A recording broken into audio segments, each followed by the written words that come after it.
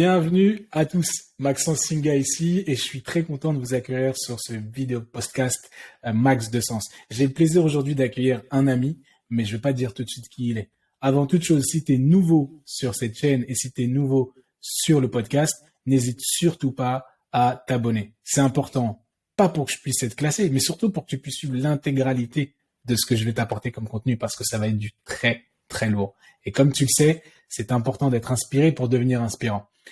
Aujourd'hui, j'ai le plaisir d'accueillir Alexandre Cormon, qui est spécialiste dans les relations amoureuses, mais surtout coach et expert en relations amoureuses, et qui va nous parler, pas des relations amoureuses, mais un petit peu plus de son expérience en tant que coach, mais surtout en tant qu'entrepreneur. Parce que c'est ça qui est important pour nous, c'est de vous donner un maximum d'outils pour que vous puissiez trouver du sens et trouver votre voie. N'oubliez pas que c'est l'objectif de ce podcast. Et c'est parti. J'espère que vous allez bien, en tout cas. Mettez-vous confortable parce que ça va être super intéressant. Alex, salut. Salut Max, merci pour l'invitation. Merci à toi d'avoir accepté d'être parmi nous aujourd'hui. Alors là, je crois que tu es aux States, c'est ça? Ouais, je suis chez moi, aux States, et il fait beau, et je sais qu'il fait froid là où t'es. Bon, en effet, pour les personnes qui nous écoutent, moi je suis actuellement à Montréal et il y a une tempête de neige. Donc, Alex profite du soleil quand moi je profite de ma doudoune. C'est cool. Mais écoute, merci d'avoir accepté l'invitation et surtout d'intervenir dans ce podcast. Pour que les gens qui nous écoutent et les gens qui nous regardent puissent en savoir un petit peu plus, même si je sais que tu es aujourd'hui largement connu dans ton domaine. Est-ce que tu peux rapidement te présenter pour qu'ils puissent te situer un petit peu plus? Yes, bien sûr. Mais juste avant, je voulais quand même dire, j'adore le nom de ton podcast. J'ai vu ça là, j'ai dit non, ça c'est fort. C'est un bon jeu de mots, c'est très fort. Donc voilà, je voulais te féliciter par rapport à tout ça. Pour la petite anecdote, c'était mon nom de pseudo rappeur à l'époque. Donc ouais, lourd. C'était facile. Franchement, t'as des fiers. Non, mais vraiment, j'ai cool. kiffé. Un Donc, plaisir. pour toutes les personnes qui nous écoutent, je m'appelle Alexandre Cormon. Je suis, donc, comme tu as dit, coach en amour depuis 2007. Je me suis lancé il y a un peu plus de 15 ans maintenant. Et j'ai la chance d'avoir pu développer plusieurs cabinets de coaching. Donc, comme tu l'as dit, je vis aux États-Unis. Je me suis installé aux États-Unis il y a 6 ans. J'ai développé aussi une équipe au Brésil, en Espagne, en Italie, en Allemagne. Donc, j'ai plusieurs cabinets de coaching dans les relations amoureuses, dans le développement personnel. Et voilà un petit peu pour mon parcours depuis 2007. Donc, c'est un parcours qui a été avec des challenges, des embûches, mais aussi, on peut le dire, de réussite d'une certaine façon. Donc voilà pour moi. On est là pour ça, on est là pour parler de ta réussite, on est là pour parler aussi de ces challenges que tu as pu rencontrer. Mais avant qu'on rentre un petit peu plus en profondeur, je voudrais que tu puisses tout simplement dire aux gens qui nous écoutent et qui nous regardent en simultané, d'où est-ce que tu viens et comment est-ce que Alexandre Cormon a vu le jour? Ah, c'est une bonne question ça. Écoute, moi j'ai grandi en banlieue parisienne, donc j'ai grandi entre Pantin dans le 93 et Viry-Châtillon dans le 91. Okay. Donc j'ai eu deux parents qui ont été formidables, qui ont trimé. Mais quand je te dis trimé, c'est vraiment, je les ai vus faire des gros sacrifices pour mon frère et pour moi. Donc même si j'ai grandi en banlieue parisienne, j'ai eu un entourage familial très fort, très solide. Donc j'étais pas forcément dans la rue ou en cité, tu vois. J'ai plutôt même été toute ma jeunesse consacrée au basketball. Okay. Donc c'était toute ma passion, tous mes rêves, tous mes projets. J'ai eu deux parents formidables qui m'ont poussé, accompagné dans ces projets. Donc voilà un petit peu, si tu veux, pour moi, je viens d'un milieu qu'on peut dire défavorisé, avec deux parents quand même qui ont tout fait pour nous mettre dans les meilleures conditions. Ouais. Et je pense que c'est ça qui a donné naissance à un peu mon envie de contribuer, tu vois, d'être qui je suis aujourd'hui en fait. Pour devenir aujourd'hui le coach que tu es, ça a été quoi ton parcours? Comment est-ce que ça a vu le jour? Tu t'es formé? Tu t'es lancé dans le conseil? Pourquoi l'amour? Pourquoi le développement personnel et pas le sport? Vu que je sais que tu as joué aussi à un haut niveau. Qu'est-ce qui a fait que tu t'es lancé dans cette voie-là? Tu sais, c'est complètement fou quand je repense à mon parcours, j'ai l'impression que c'était écrit. Okay. Parce que en fait, jamais de ma vie, j'aurais pensé être love coach. Tu vois, c'est un concours de circonstances. Alors effectivement, j'ai eu un master en sciences humaines. Ça fait que j'avais des cours de psychologie, sociologie, anthropologie, etc., ethnologie également. Mais je vais pas te mentir, j'étais pas passionné par les études. Moi, mon objectif, c'était d'avoir un diplôme pour pouvoir devenir chasseur de tête. Mais j'étais pas non plus, tu vois, tous les matins à me dire trop cool, je vais faire mon master en sciences humaines.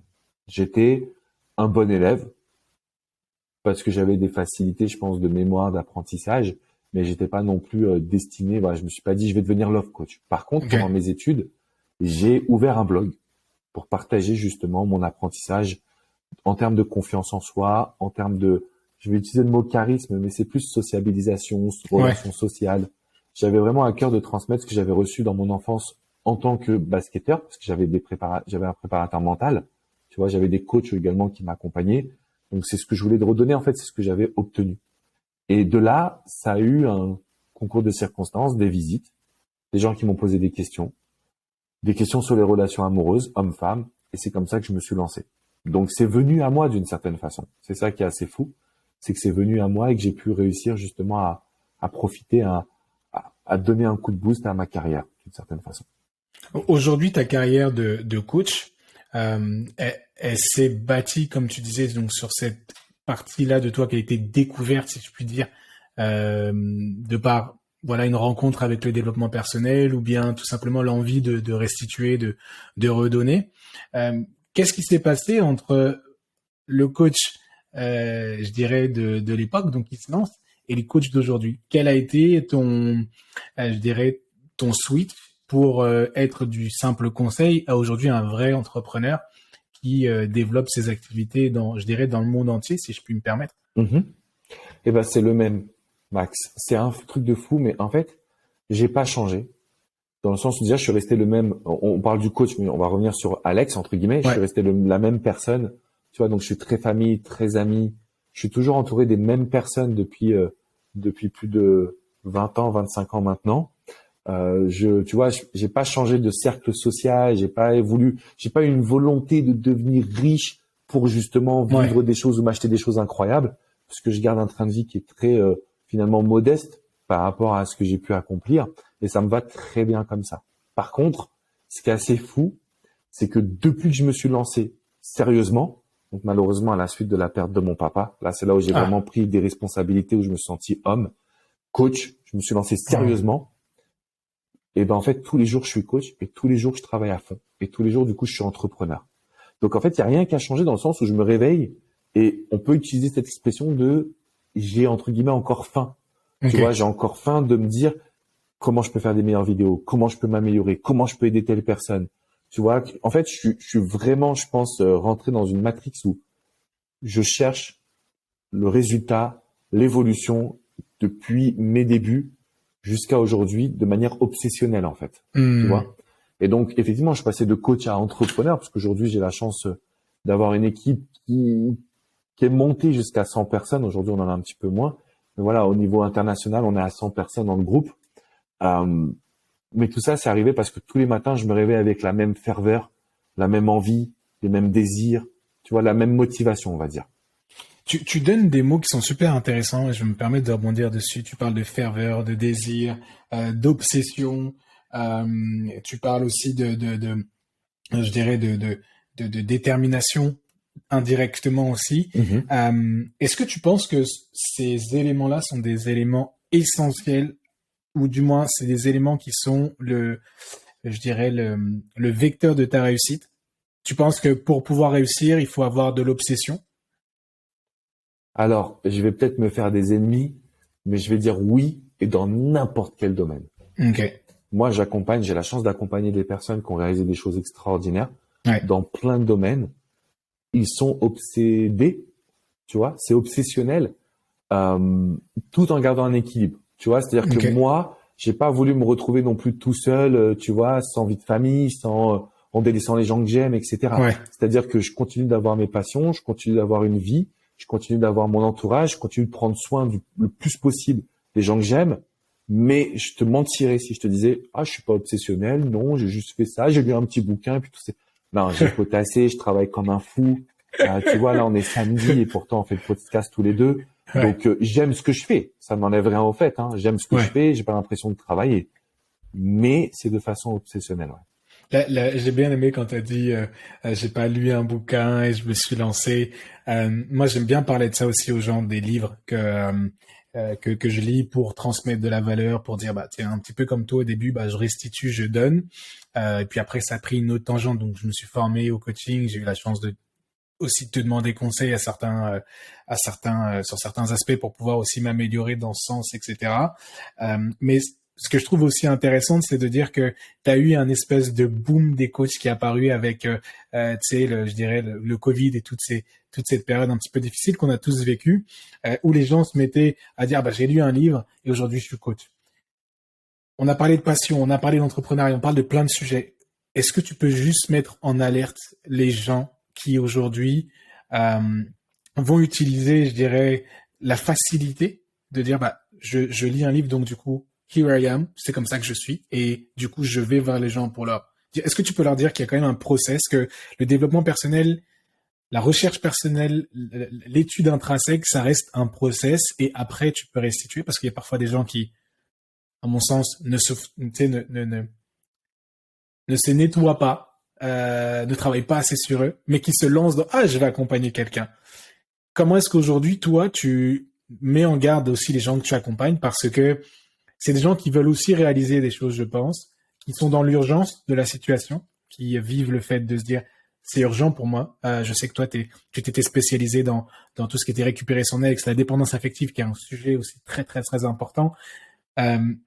Comment est-ce que justement on fait aujourd'hui pour pouvoir se prendre en main et de la bonne façon et ensuite de mettre en place, je dirais, toute une routine ou bien tout plein d'habitudes qui vont nous permettre de rester sur ce cap-là? C'est une excellente question que tu me poses et ça fait écho en fait à ce que moi je vois au quotidien. Parce que j'accompagne également des personnes et je forme aussi au coaching.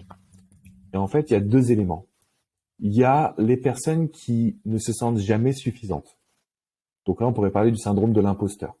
Okay. Moi, j'ai des personnes comme ça qui ont fait plusieurs formations de coach, de PNL, d'hypnose, de process communication et qui ne se lancent pas parce que c'est jamais suffisant.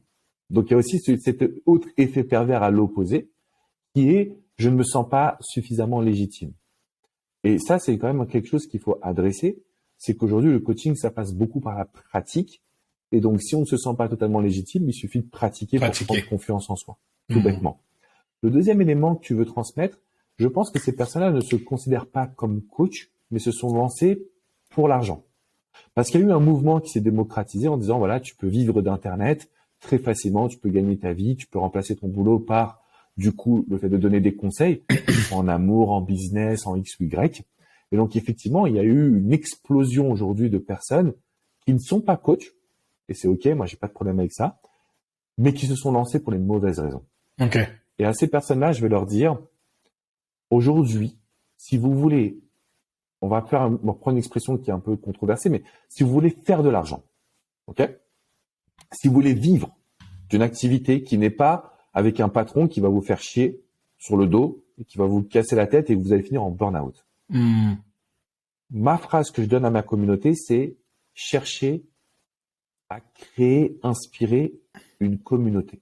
Chercher finalement à délivrer de la valeur. Et moi, depuis le 2016, je me suis toujours mis dans une phase où j'ai créé une marque forte. En fait, c'est ça que je leur dis. J'essaie de trouver les bons mots pour que tout le monde puisse comprendre. Mais créer une marque forte, ça veut dire, depuis 2007, tu trouveras et tu vas compter sur le doigt des mains des vrais des vrais commentaires négatifs sur moi. Parce que bon, on va pas se mentir. C'est vrai que j'ai accompagné plus de 100 000 personnes. Donc, il y a bien des personnes avec qui ça s'est pas forcément passé comme elles le souhaitaient. On va dire ça comme ça. Mais ça va se compter sur les doigts d'une main. Et je trouve qu'aujourd'hui, les gens se lancent pour faire de l'argent, mais pas pour apporter de l'aide, écouter les gens, transmettre de la passion, transmettre des idées. Et l'objectif que je leur donne, c'est de créer une marque à forte valeur ajoutée parce qu'ils vont être durables. Toi, tu vois, on se connaît depuis 4 ans. C'est suffisamment long aussi pour toi de voir des personnes qui sont arrivées, qu'on a connues et qui ont disparu. Et c'est ce que moi, je veux éviter à ma communauté. C'est voilà, une fois qu'on est installé, on reste là parce qu'on est là pour les bonnes raisons. C'est ça. Donc, pour te répondre, je dirais que plus que le fait de se dire voilà, j'ai lu un bouquin, je me lance. Et effectivement, j'ai pas tout réglé les choses avec moi-même. C'est lancez-vous pour les bonnes raisons. Et les bonnes raisons, c'est tant qu'on donne de l'amour à l'autre, on va exister parce qu'on va faire des choses bien. Je me souviens d'une petite conversation qu'on avait eue, alors de 2 conversations que toi et moi on a eues. Si je peux me permettre, je vais donner aussi peut-être des insights aux gens qui nous écoutent. Mais Alex, c'est quelqu'un que je connais depuis, comme tu l'as dit, 4 ans maintenant. On a eu la chance de se rencontrer quand j'étais à mes tout débuts de l'entrepreneuriat. Et j'étais venu te voir en me disant, moi aussi, je veux avoir du succès sur YouTube, moi aussi, je veux me lancer. Et tu m'avais répondu, bah, écoute, tu sais quoi, qu'est-ce que tu sais faire? Je te dis, bah, je sais tout vendre. Ok, bah, va sur YouTube et montre-nous comment on vend tout. Et à l'époque, j'étais aussi, je pense aussi dans cette recherche, tu sais, de moi-même. Je veux dire que j'avais, à l'époque 24 ans, même pas. Je sortais de 8 mois de, de, de galère où je m'étais retrouvé à la rue, etc. Et je t'avais vu un petit peu comme un espoir et tu m'avais donné un livre qui était Expert Secret de Russell Brunson, qui reprend un petit peu ce que tu m'as dit et surtout, je dirais, d'autres aspects qui peuvent te permettre de te lancer. Pour revenir un petit peu sur l'objectif de ce podcast qui est de donner en fait du sens aux gens sur comment trouver sa voie, etc. Ce que je voulais mettre en exergue par le fait de te poser la question justement de ces pseudo-coachs, etc., c'est que c'est des gens qui se sont lancés, comme tu disais, pour les mauvaises raisons, mais qui n'ont pas forcément fait ça par passion ou bien par mission de vie, qu'on entend souvent aussi, on entend souvent parler de mission de vie. La question que je vais te poser, c'est comment est-ce qu'on peut faire pour trouver sa mission de vie? Moi, aujourd'hui, je te parle 4 ans après et je viens te parler de développement personnel, plus du tout de marketing finalement, parce que je pense que je l'ai réussi à trouver ce que je voulais vraiment faire, c'est-à-dire de donner de la valeur. Mais comment est-ce que si on n'a pas un Alexandre Cormon dans son sac avec soi ou quelqu'un en qui on peut compter, comment est-ce qu'on peut faire pour justement trouver sa voie? Quels seraient les conseils que tu donnerais? Le premier conseil que je donnerais, c'est d'écouter ce que tu viens de dire. Ce que je veux dire par là, c'est que tu l'as pas trouvé, tu l'as créé ta mission de vie. Et ça a pris 4 ans. Peut-être 2 ans, peut-être 3 ans, peu importe. Mais aujourd'hui, on est dans l'idée de se dire comment je peux trouver ma mission de vie, là, maintenant, tout de suite, avec quel exercice. Une mission de vie, ça se construit, ça se crée. C'est pas là. Bien sûr. Et puis, ça vient aussi avec le temps, avec les opportunités. Ça vient avec le fait de tester. Tiens, ça j'aime bien, ça j'aime moins. Ça, je pensais que j'allais adorer. Tu vois, moi, je m'étais toujours dit, je vais adorer voyager aux 4 coins du monde, remplir des salles, etc. Je me suis vite calmé. Parce que tu passes ta vie dans les avions, tu passes ta vie dans des hôtels, tu passes ta vie seul, tu te détruis des jet lag, tu prends 15 ans, t'as l'impression d'avoir 50 ans. Et tu vois, je me suis dit, bah non, en fait, c'est pas ça ma mission de vie. Ce que je veux, et c'est pour ça que j'en parle. Je l'avais jamais dit ça, tu vois. Mais quand on fait un podcast comme ça et qu'on touche des choses personnelles, c'est important que les gens ils sachent que une mission de vie, on la trouve pas, elle se crée au gré des échecs, en tout cas des complexités et des challenges, au gré des succès et des réussites, tu vois. Donc pour moi, je dirais premier point, ça se trouve pas, ça se crée. Deuxième point, ça prend du temps et c'est ok, c'est ok. J'ai pas commencé tout de suite comme love coach, comme je l'expliquais au début, j'étais coach en développement personnel, coach en confiance. Coach pour les hommes, ça marche. C'était pas forcément ce que j'aimais faire. Et puis voilà, au gré des changements de positionnement, là on peut parler un petit peu de marketing, j'ai trouvé ma voie, j'ai trouvé mon identité. Maintenant, pour te répondre, Max, moi, c'est une question, je pense pas être le mieux placé pour y répondre parce que ça m'a travaillé. Je me demandais, mais qu'est-ce que je fais sur cette terre? Et parce que je me disais, qu'est-ce que je dois faire? Et tu vois, j'avais la voix de mon père, j'avais la voix de ma mère, j'avais la société, j'avais la voix de ma chérie, et jamais j'étais concentré sur ce que moi je voulais. Et quand j'ai perdu mon père, ça m'a mis une claque monumentale, et je me suis réveillé, j'ai dit, mais non, c'est fini, qu'est-ce que je dois faire? C'est qu'est-ce que j'aime faire? Et j'ai commencé à faire ce que j'aime. J'ai commencé à faire ce que moi je voulais. Et alors, je suis devenu têtu, peut-être un petit peu con pour les autres, mais d'une certaine façon, au moins, j'étais aligné avec mes valeurs. Et ça m'a tellement changé dans le bon sens, c'est-à-dire mon quotidien aujourd'hui, parce que les gens que j'aime, c'est les mêmes, tu vois. Ça a évincé justement les gens qui peuvent être là par profit, par intérêt ou par ego pour eux. Donc, ça, tu les évinces. Mais tous les gens qui sont là vraiment avec authenticité, ça renforce ton quotidien. Pour te répondre, parce que là, je suis en train de faire un monologue qui est un petit peu long. C'est intéressant que tu donnes parce que je pense que c'est ça qui est bien, c'est qu'en fait, aujourd'hui, il faut savoir que quand on fait ce podcast, on s'est pas appelé avant en mode ouais, tu vas dire ça, c'est vraiment spontané, c'est ce que je veux qu'en fait ce podcast ait comme valeur, c'est donne du sens aux gens parce que les gens ont besoin d'écouter ça. Tu connais un certain succès, dis-nous vraiment les travers de tout ça, quoi. Parce que la réalité de ça, c'est que le succès, c'est le haut de l'iceberg, mais en dessous, on se construit réellement une forteresse, quoi. Bien sûr. Et donc tu parlais justement de l'après ton papa. Bah, par rapport à ça, si tu veux, ça m'a mis une grosse claque et j'ai décidé de me dire, bah, je vais faire ce que j'aime. Et c'est comme ça que j'ai réussi à trouver, ou plutôt créer ma mission de vie. C'est-à-dire, par le gré de faire des choses que j'apprécie, que j'aime, qui sont importantes pour moi, j'ai commencé à prendre du plaisir, j'ai commencé à me faire confiance, j'ai commencé à me dire, mais en fait, j'ai du succès, je peux, je peux réellement faire ce que je veux. C'était pas, quand on dit, quand on veut, on peut. Ouais, ça, c'est une phrase qu'on dit. Non, non, c'est vrai, c'est vrai. Alors après, tu vois, un élément sur lequel moi je me cache pas, comme on en a parlé, c'est le côté un peu obsessionnel. Effectivement, je me suis lancé corps et âme dans ce que j'aimais faire, sans Hmm. excuse, en faisant des sacrifices, en prenant des décisions.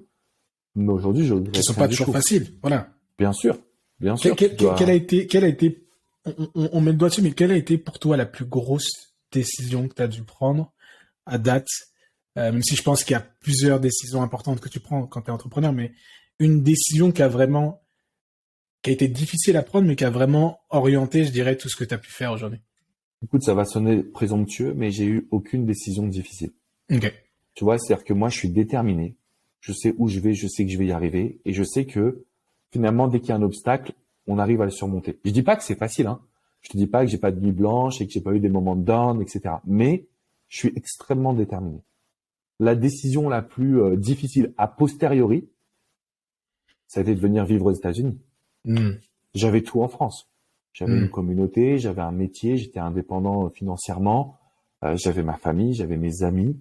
J'ai tout quitté pour venir aux États-Unis. J'ai tout quitté pour vivre mon rêve américain professionnel. Ça m'a amené une belle rencontre. J'ai rencontré ma femme, c'était quand même pas mal.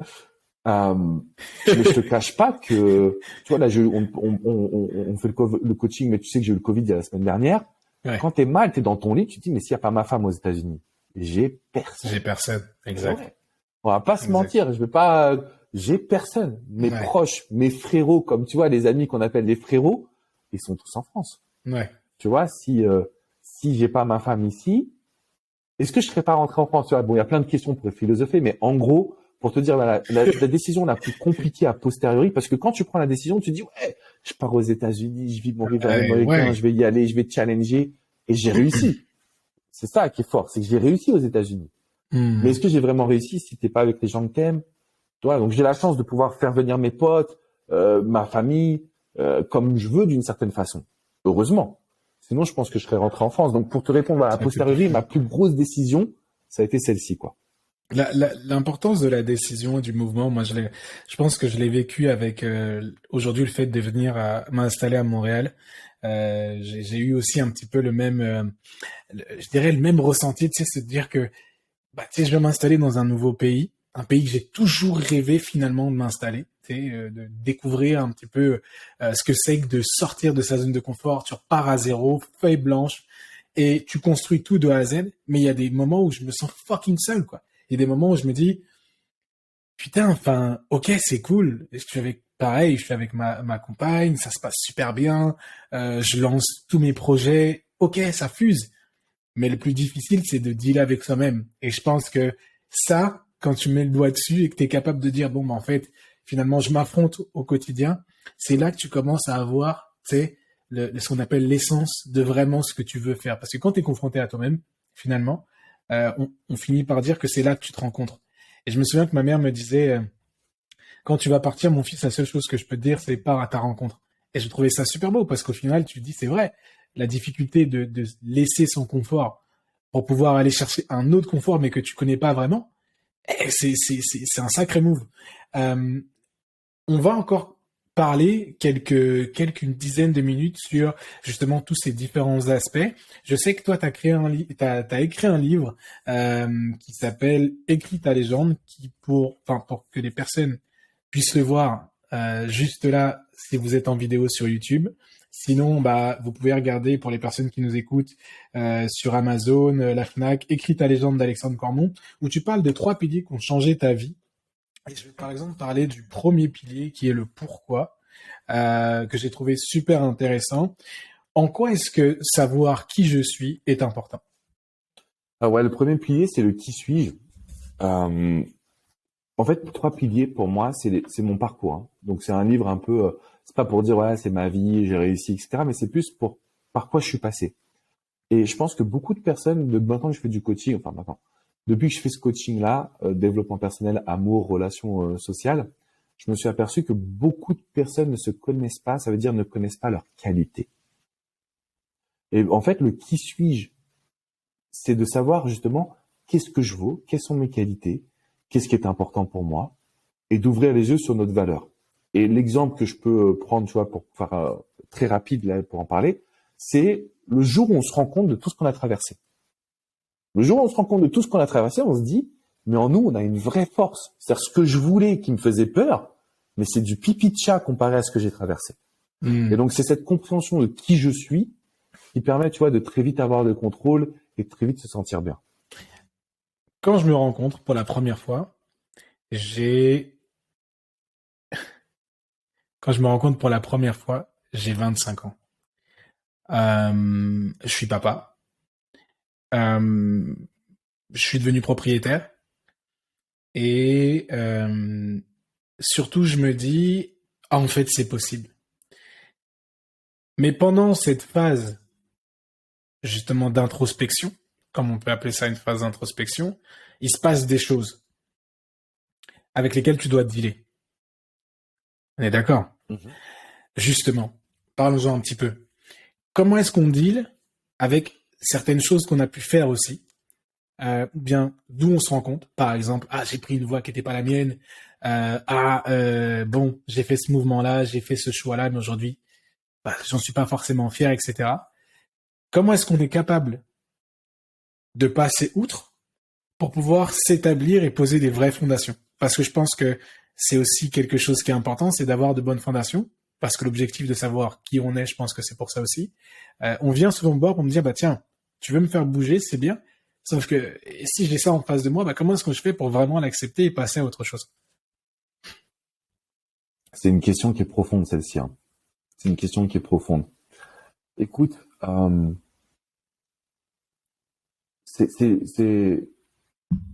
vais te répondre avec une expérience perso.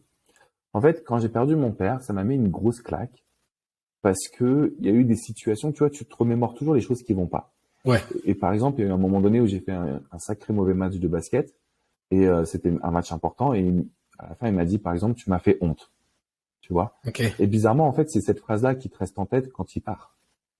Donc moi, j'aurais pu rester et pendant un mois, j'ai déprimé en mode mais qu'est-ce qui m'a pris? Je suis nul, je suis con, j'ai jamais rendu fier de moi et blablabla. Et je me suis dit non, c'est plus possible. Tous les jours, je vais me réveiller et je vais le rendre fier. Point. Donc ce qui fait qu'aujourd'hui, par exemple, si une personne a fait des erreurs, ça m'est aussi arrivé. Pour moi, ça ne me qualifie pas qui je suis aujourd'hui. J'ai fait des erreurs, j'ai merdé, mais j'ai la force de me dire aujourd'hui, ça s'arrête. Je vais pas refaire la même erreur.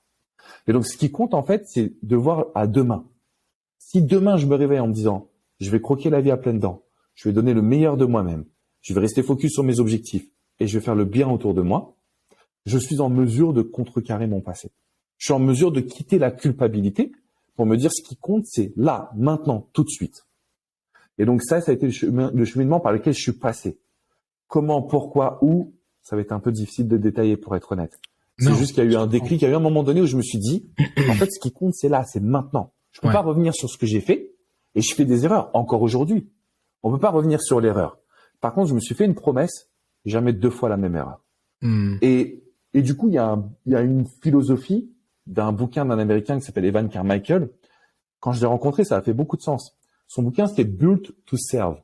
Donc, en fait, on peut dire un peu bâti pour servir ou né pour servir, si on pense. Et en fait, c'est ça, c'est qu'aujourd'hui, plus tu apportes à l'autre, plus tu te sens mieux. Donc, pour pas revenir sur les erreurs du passé, pour pas qu'on y reste, pour moi, c'est qu'est-ce que je fais comme positif aujourd'hui? Comment je rends ce monde meilleur du mieux que je peux?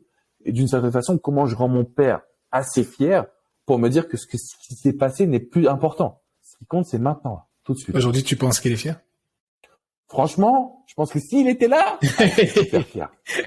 Tu vois, c'est fou. Non, mais c'est quand même fou de te dire ça, tu vois. T'imagines, t'as vu mon visage, comment il a changé. Mais bien sûr qu'il serait fier de moi. C'est un truc de fou. Et on le voit, en plus. C'est ça qui est fou. On voit que c'était quelqu'un d'important pour toi et je pense que c'est honorable de ta part de nous en faire part aussi. On te remercie. Moi, je te remercie parce que c'est vraiment quelque chose avec grand plaisir. Touche et ça montre que tu nous fais confiance aussi. Donc, Merci beaucoup et j'espère qu'il continuera de te regarder de là-haut pour te féliciter dans tout ce que tu fais parce que je pense que tu fais vraiment le bien aussi autour de toi et ça se voit par ta communauté, les gens qui te font confiance, etc. Donc, keep going et continue de briller.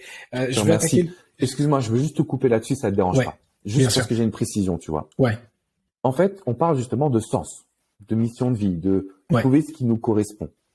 Et parfois, on se perd. C'est-à-dire que même moi, aujourd'hui, par exemple, je peux me perdre. Et je me perds pourquoi? Parce que je suis plus concentré sur cette notion de faire le bien autour de soi, donner le meilleur de soi-même et rendre les gens que tu apprécies, en tout cas fiers, que tu apprécies ou dans ma communauté que j'aime, tu vois. Et en fait, ça m'arrive d'être déstabilisé parce que je vais me focus sur le lancement d'un produit, je veux que ça marche.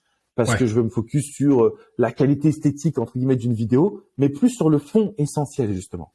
Et donc, c'est OK de dire que si vous vous sentez mal, c'est que vous êtes juste désaxé, en fait. Et moi, ça m'arrive.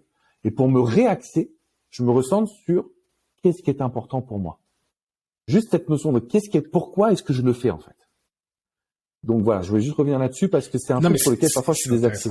C'est intéressant que tu le dises parce que je pense que ça donne aussi aux gens une certaine forme de réalisme. Parce que la réalité, c'est que même si des fois tu es orienté sur quelque chose, tu peux être déstabilisé par autre chose et ça te donne l'impression de perdre du sens. Que le pourquoi tu te lances finalement n'est pas vraiment la bonne raison, tu vois.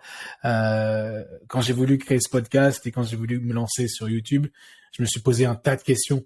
Et en même temps, j'avais un tas d'autres projets à côté. Je me disais, bon, je vais peut-être faire ça plus tard. Mais le plus important pour moi, c'était vraiment de me lancer pour que les gens puissent avoir justement cette valeur et être capable de se dire, mais en fait, ce Maxence, il veut vraiment nous faire du bien aussi. Donc, merci pour ton point. Et ça me permet aussi d'introduire le deuxième, qui est de dire où je vais. Qui est en fait, OK, maintenant, je sais pourquoi est-ce que je sais qui je suis, je sais pourquoi est-ce que je suis là. Maintenant, dans quelle direction est-ce que je dois m'orienter? Tu as précisé dans le livre que où aller, c'est définir finalement son identité, ou du moins je dirais que c'est définir son identité dans un premier sens. Je l'ai noté, c'est bâtir son identité, avoir des objectifs clairs et s'accrocher à un désir profond. Comment est-ce que je fais maintenant pour définir des objectifs qui sont clairs et m'accrocher à ce que je désire profondément? Écoute, la première étape, une fois que tu sais qui tu es, déjà, tu as fait un gros travail de développement personnel. La problématique du où vais-je, c'est qu'elle est imposée. Elle est imposée par la société, elle est imposée par nos proches, elle est imposée par la religion, elle est imposée par X ou Y situation, mais elle est imposée. Et c'est pour ça qu'il y a autant de personnes qui se perdent, parce qu'ils vont pas là où ils ont envie d'aller. Et donc l'idée, en fait, c'est que pour moi, dans le où vais-je, c'est si tout est possible, qu'est-ce que j'ai envie de vivre, qu'est-ce que j'ai envie de bâtir, qu'est-ce qui me ferait du bien. Ça, c'est ce qu'on appelle la big picture. En gros, la photocopie générale, j'ai là où je veux aller. Quand tu me dis comment je me fixe un bon objectif, tout le travail de mon coaching, c'est de dire, voilà ma photocopie générale, je vais la diviser en sous-étapes. C'est de prendre mon objectif et de le diviser. Okay. Parce que si je me dis que j'y arriverai pas, c'est qu'il est trop loin, en fait. Par exemple, je sais pas, j'ai envie de créer mon entreprise, j'ai envie de lancer un compte Instagram, je veux 100 000 abonnés. Non. Je veux mes 10 premiers abonnés. Qu'est-ce que je fais pour avoir 10 abonnés? Je passe 10 coups de fil. Je veux 100 abonnés. Qu'est-ce que je peux faire pour avoir 100 abonnés? Puis 1000. Et en fait, la notion de division d'objectifs, c'est ce qui permet de se rassurer sur là où on veut aller. De se dire, c'est possible. Je peux y arriver. Donc, définir son où vais-je, c'est mon grand rêve. Si tout est possible, voilà. J'ai toutes les ressources inimaginables du monde. Où est-ce que je vais? Qu'est-ce que je crée dans ma vie? Et après, je le divise en sous-étapes. Donc, de décortiquer son objectif pour qu'il puisse finalement être, je dirais, réaliste et atteignable. Parce que c'est surtout ça l'objectif, je pense, de préciser, c'est que on divise l'objectif, ou du moins on le rétrécit, on le ramène à une échelle plus courte pour pouvoir faire comme des paliers, comme des checkpoints pour pouvoir l'atteindre. Il y a juste derrière moi un petit livre qui est intéressant, qui est La réponse de Allen et Barbara Pease, que je trouve super intéressant d'ailleurs. Je le mettrai aussi en description, mais qui disait que pour atteindre un objectif, il faut qu'on le date, donc qu'il y ait une date précise, etc. Mais surtout qu'on soit capable de le décortiquer. Donc c'est ce que tu expliques finalement, c'est de dire je veux faire 1 million, très bien, mais faire 1 million, ça revient à faire, admettons, tant par mois, 100 000 par mois, 100 000 par mois, ça revient à faire tant d'actions, et ainsi de suite. Pour ensuite avoir finalement les steps que tu dois avoir à faire chaque jour. Parce que je pense que c'est ça aussi qui est important, c'est de préciser que on décortique pour pouvoir avoir une roadmap. Ce que tu as mis dans ton livre, parce qu'il y a aussi des parties où on peut écrire, etc. Moi, j'écris rien du tout parce que j'aime bien garder le livre shape pour pouvoir revenir dedans de temps en temps, tu vois. Non, je dirais que au prix auquel je l'ai eu, je vais le garder. En plus, j'ai une dédicace dedans, donc je vais pas me permettre. Mais c'est intéressant, je trouve, de dire qu'il faut il faut le décortiquer pour pouvoir avoir du sens. Et le dernier point très important, qui est le pourquoi. Pourquoi est-ce que je passe à l'action? Est-ce que tu peux nous en dire un petit peu plus dessus? Tu parles de motivation, tu parles ouais. Pour rebondir sur ce que tu viens de dire, en fait, le mot que tu as employé et que c'est le mot que j'emploie moi aussi, c'est actionnable. C'est-à-dire, un objectif, ça doit être actionnable. Et quand on me dit, oui, j'arrive pas à définir un objectif, c'est parce qu'on l'a pas divisé en actions. On se voit pas, en fait, être en mouvement pour commencer à aller dans sa direction. C'est pas dire l'atteindre tout de suite, mais aller dans sa direction. Donc, qui suis-je? Ça a été ma plus grosse claque. Le où vais-je, c'est, je pense, si je me trompe pas, celui qui est le plus compliqué pour mes coachés. En tout cas, celui qui nous manque le plus, parce que on est trop influencé par les autres. Okay. Et celui qui fait toute la différence, c'est le pourquoi. Parce que le pourquoi, il va amener une forme d'explication à notre cerveau. On a besoin de logique. Pourquoi est-ce qu'après 15 ans, je me réveille à faire du coaching un samedi, un dimanche? Pourquoi je fais des webinaires? Pourquoi je fais des lives? Si on n'a pas un pourquoi qui nous rattache à cette photocopie générale, c'est-à-dire quelle est la raison principale et qu'est-ce qu'on va chercher exactement, on arrête. Et c'est pour ça que je disais tout à l'heure, il y a beaucoup de personnes qui se lancent, qui disparaissent. En fait, ils n'ont pas de pourquoi. Ils se sont lancés pour les mauvaises raisons. Ils ne se sont pas lancés pour quelque chose qui est viscéral. Et donc, je pense que quand tu as un pourquoi, dans n'importe quel domaine, ça peut être une passion, ça peut être un métier, ça peut être pourquoi je crée une famille. C'est important de répondre à cette question. C'est pas juste d'avoir un enfant, etc. Tout ça, c'est ce qui permet d'avoir des relations solides et surtout de tenir les efforts, même dans la difficulté. Et d'une certaine façon, même dans les sacrifices. Donc, le pourquoi, si je le résume, c'est finalement d'avoir le leitmotiv, le motif finalement de l'objectif que tu poses. Je pose cet objectif, mais dans le but de faire ça et d'aller un petit peu plus loin. Merci pour cette description du livre et des piliers. Moi, je l'ai trouvé vraiment intéressant. J'ai eu la chance de le recevoir après un petit bout de temps par ton équipe. Je l'ai pas mal bouquiné. Je le bouquine avec ma chérie. Ce qui est drôle, c'est qu'en fait, on en fait comme une espèce de mise à jour parce qu'on travaille en fait ensemble sur un qui on est, un où est-ce qu'on veut aller et un pourquoi. Donc, on reprend en fait cette petite structure pour créer une unité. Je sais que tu accompagnes des gens au quotidien. Je sais que, voilà, tu as beaucoup de choses sur le feu. Avant qu'on puisse se quitter, j'aimerais te poser 2 dernières questions que je me permets de regarder ici, qui est si tu devais te donner un conseil à ton toi petit, voilà, ce serait lequel? Tu te revois quand tu étais jeune et tu dois te donner un seul conseil. Ce serait lequel? Écoute, j'en parle beaucoup, mais c'est un conseil que mon père m'a donné, que j'ai compris un petit peu après, quand je me suis lancé en tant que coach, tu vois. Parce que je me suis lancé, il n'était pas assez sérieux. Il m'a dit, vas-y, fais-le, mais fais-le bien. Et j'ai compris ça quand il est parti, dans le sens où, en fait, mon moi d'avant, il faisait les choses à 90%. Il manquait les 10 derniers pourcents. Donc, il manquait le mindset, donc le fameux pourquoi, la motivation, etc. Et il manquait la réelle confiance en soi. Donc, je dirais, vas-y, fais-le, mais fais-le bien. Et fais-le bien. Vas-y, et confiance en toi. Ouais. Voilà. Vas-y à fond. 2 dernières questions. Si tu avais la possibilité de recommencer, est-ce que tu le ferais? Sinon, pourquoi? Écoute, un jour, j'ai dit, je le recommencerai pas. Okay. C'était dur quand même. Franchement, j'en ai fait. Hein. Là, aujourd'hui, je me dis, mais comment j'ai fait? Franchement, je sais pas ce qui m'est passé par la tête. J'ai beaucoup travaillé quand même.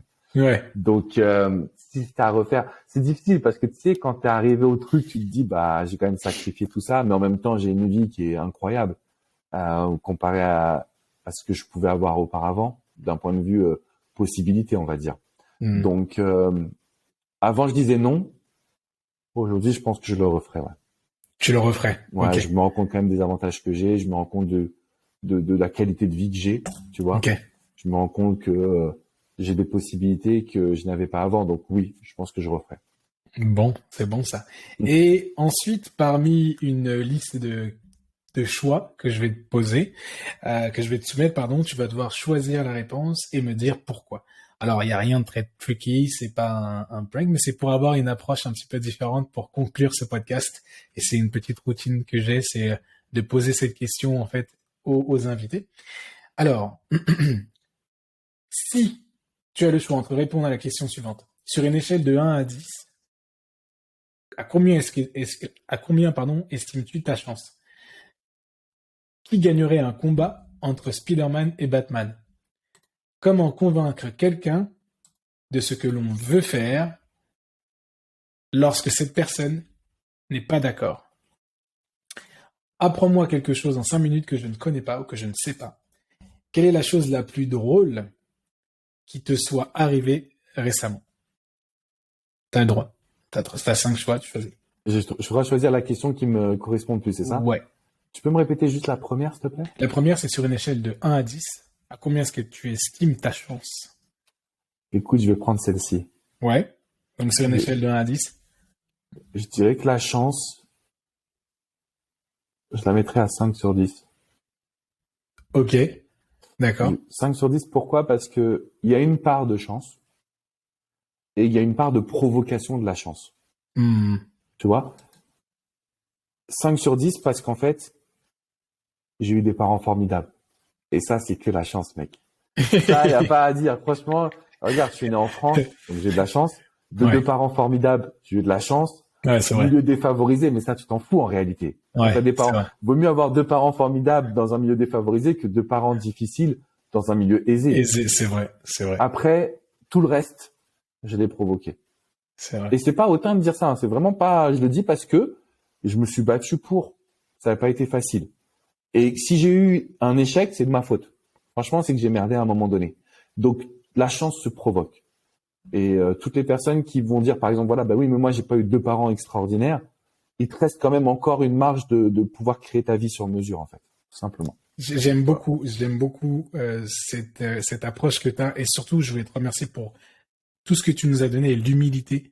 Je voudrais la souligner. Ton humilité, elle est genre juste effroyable. Je me souhaite personnellement d'atteindre ce niveau et de garder cette humilité parce que vraiment, genre, depuis, ouais, comme je te dis, toutes ces années où moi je te suis, où j'ai la chance de te suivre, etc., je te vois réussir. J'ai eu la chance de voir ta réussite, de la quantifier, genre, et de voir à quel point est-ce que tu restes le même. C'est tellement bon. Ça fait tellement du bien de me dire, mais pour une fois, on tombe sur quelqu'un, sur un coach qui a du succès et qui a pas un melon comme ça et qui a surtout une vraie envie de donner parce que c'est ce que tu fais et je voudrais vraiment le souligner. Est-ce que tu aurais une actualité, une info, quelque chose que tu voudrais nous partager pour conclure ce podcast, cet enregistrement? Et ensuite, je donnerai tes réseaux pour que les gens puissent aller te suivre. Bon, même si je pense que tu as une très belle communauté, mais ce sera un plaisir. Écoute, j'ai pas d'actualité pour être honnête. Je suis plus en phase en ce moment de préparation d'un gros événement qui sera à Paris, mais c'est réservé aux femmes. Ce sera le sommet des femmes à succès. J'ai aussi surtout un focus sur les États-Unis, mais juste un petit message pour toutes les personnes qui nous écoutent en se disant voilà, si vous avez apprécié, le fait de m'envoyer un petit message sur Insta, c'est là où j'arrive à suivre tous les messages que je reçois. Ça me ferait très plaisir. Voilà, ça fait toujours, parce que tu vois, tu le dis et je te remercie beaucoup pour ce que tu dis parce que ça me touche énormément et je sais que tu resteras le même aussi parce que pour t'avoir côtoyé, bah, tu sens la personnalité d'une personne. Mais, tu vois, ça m'est arrivé hier qu'une coachée qui me dit, mais tu te rends pas compte à quel point tes vidéos, elles sont positives, elles nous sauvent, elles nous aident. Ça, c'est juste le plus beau cadeau qu'on puisse me faire. Donc, juste un petit commentaire positif. Faut pas prendre, souvent on dit, ouais, tu dois en avoir plein, mais en réalité, déjà, il n'y en a pas tant que ça. Parce que tout le monde pense à la même chose. Voilà. Tout le monde pense à la même chose. Exactement. Et puis deuxièmement, bah c'est pas facile tous les jours, donc ça donne de la force. Ouais. Quoi. C'est juste trop cool. Donc merci Max aussi. Merci à toi Alex pour tout l'amour que tu nous as donné. Tu incarnes vraiment ce que tu conseilles. Donc merci beaucoup à toutes les personnes qui du coup nous regardent sur YouTube. Juste en lien de la description en dessous, vous allez avoir l'Instagram, le Facebook, la chaîne YouTube d'Alex. Donc allez-y. Abonnez-vous, commentez et envoyez-lui un petit message en précisant que vous avez regardé cette vidéo, ce podcast, que vous l'avez écouté et que du coup vous lui envoyez beaucoup d'amour. Il sera là pour vous accueillir, je vous en conjure. Et en tout cas, je m'engage auprès de vous là-dessus. Pour les personnes qui nous écoutent, pareil, merci pour votre confiance, merci pour le temps que vous avez pris à nous écouter et à apprécier la qualité de ce podcast. N'hésitez surtout pas à le partager un maximum et à commenter aussi ce podcast. Il sera suivi et puis on pourra lire aussi vos commentaires dans les prochains épisodes. Alex, merci. À très bientôt. Merci à toi, Max. Et passe une excellente fin de journée. Toi aussi, à bientôt. À Ciao, les bientôt. amis. Alex.